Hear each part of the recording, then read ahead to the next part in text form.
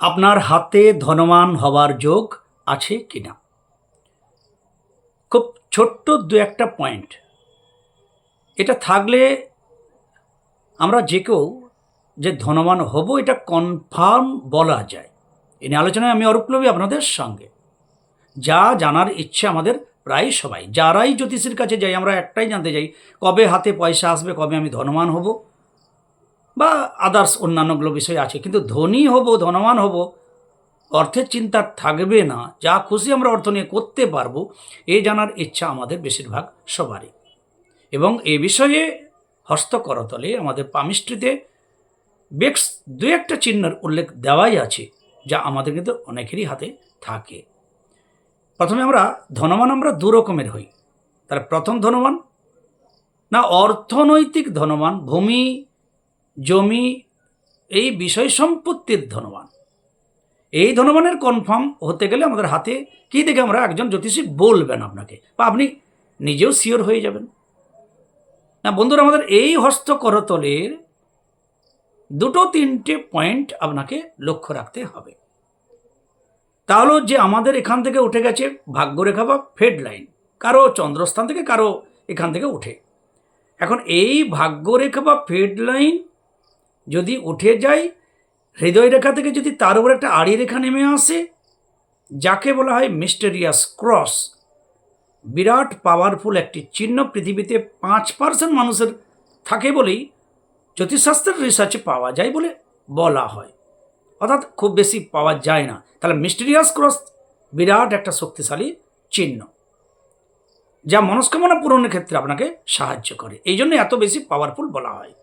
তো আপনি যদি এই বিষয় সম্পত্তি, টাকা পয়সা, এই ধনরত্নের ধনী হতে চান, তাহলে মিস্টেরিয়াস ক্রস হাতে থাকা এবং হাতে ফেডলাইন বা ভাগ্যরেখার উপরে কোথাও একটা ট্রায়াঙ্গেল বা ত্রিভুজ, বৃহৎ ট্রায়াঙ্গেল হতে পারে, আলাদা করে ট্রায়াঙ্গেল হতে পারে, অর্থাৎ এই ভাগ্যরেখার সঙ্গে কোথাও একটা ত্রিভুজ, বা কারো শনি পর্বতের দিকেও ভাগ্যরেখার মাথায়ও একটা ত্রিভুজ থাকে, তার হেন যদি ত্রিভুজ বা ট্রায়াঙ্গেল থাকে এই ফেডলাইন বা ভাগ্যরেখার উপরে এবং মিস্টেরিয়াস ক্রস থাকে, এটা প্রথম যে আপনি অবশ্যই ধনী হবেন। কবে হবেন? না যখন ফেড লাইনটা সব থেকে ডিপ, সব থেকে প্রমিনেন্ট, এই একদম প্রথম থেকে শেষের মধ্যে যেখানে সব থেকে প্রমিনেন্ট, সেই সময়টাই আপনি ধনবান হবেন। সেই যোগ আসবে, সেই সুবর্ণ সুযোগ, গোল্ডেন টাইম আসবে।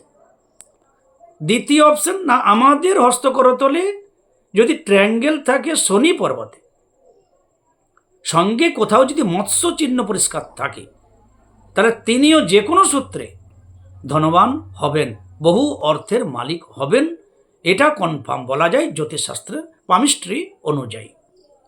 এছাড়াও বহু কিছু চিহ্নের উল্লেখ আছে। হাতে কুম্ভ চিহ্ন, হাতে কারো কারো আমাদের হস্তি চিহ্ন, কারো কারো ঘোড়া বা ঘটক চিহ্ন, এগুলো বহু অঙ্কের, কোটি কোটি টাকার মালিক তিনি হবেন বলে ইন্ডিকেট করা হয়।